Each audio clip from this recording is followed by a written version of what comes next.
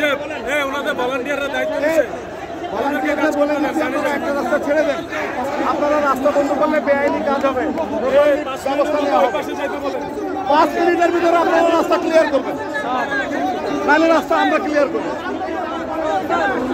আপনাদের অনুরোধ জানাচ্ছি, শনিবারে রাষ্ট্রীয় সমস্ত প্রতিষ্ঠান বন্ধ। কোথায় দাবি দেওয়া হবে?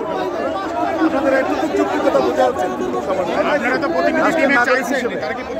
আজকে তাদের এখানে প্রোগ্রাম না, তারা তো হঠাৎ করে চলে এসে রাস্তা বন্ধ করে দিচ্ছে। একটা প্রোগ্রাম ঘোষণা দিলে আলোচনার মাধ্যমে একটা স্টেজে কথা বলা যায়।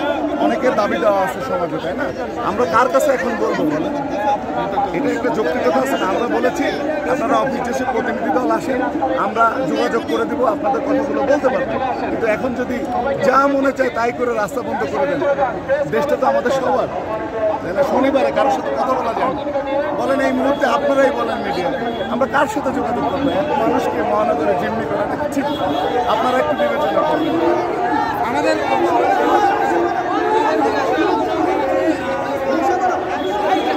এই আন্দোলনটা আমরা এর আগেও করেছি 2 বার। তো তখন আমাদেরকে বলা হচ্ছিল যে আশ্বাস দিয়েছে, আশ্বাস দেওয়ার পরেও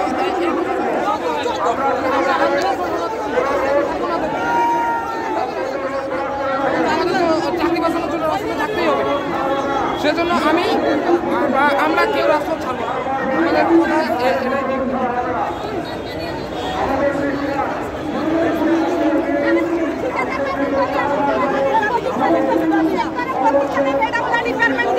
আমাদের চাকরিটা স্থায়ীকরণ করা হোক। আমরা এখন সরে যাবেন কি? পুলিশ যে সরে যেতে বলো, সরে যাবেন? না, যাবো না, আমরা এখান থেকে সরে যাবো না। আমাদের দাবি যাবো না। কি দাবি নিয়ে আমরা অনেক দূরে থেকে আসি, আমাদের দাবি দেওয়া না হয় এই পর্যন্ত থাকবো। আমাদের কেন ঈদের মতো দেওয়া হয় না? কেন আমাদের বেতন দেওয়া হয় না? কি জন্য আমাদের এইখানে আসতে হবে? সরকার কেন আমাদের মাইনে নিচ্ছে না? আমরা কি বাংলাদেশের নাগরিক হই নাই? আমরা কি বাংলাদেশের নাগরিক নই? আমরা কি জন্য আসতে পারি? আমরা বাইরে থেকে আমরা আজকে এখানে থাকবো।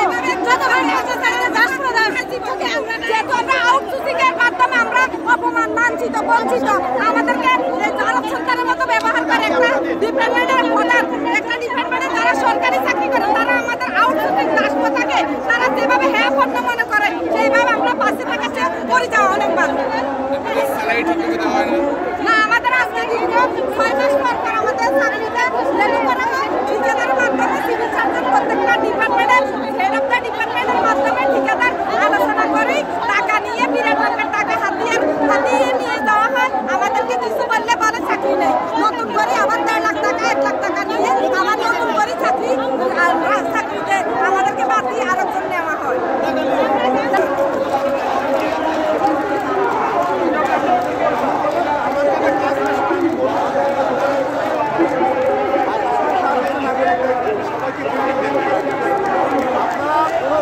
ঘোষণা ছাড়া বেআইনি সমাবেশ ঘটাচ্ছেন।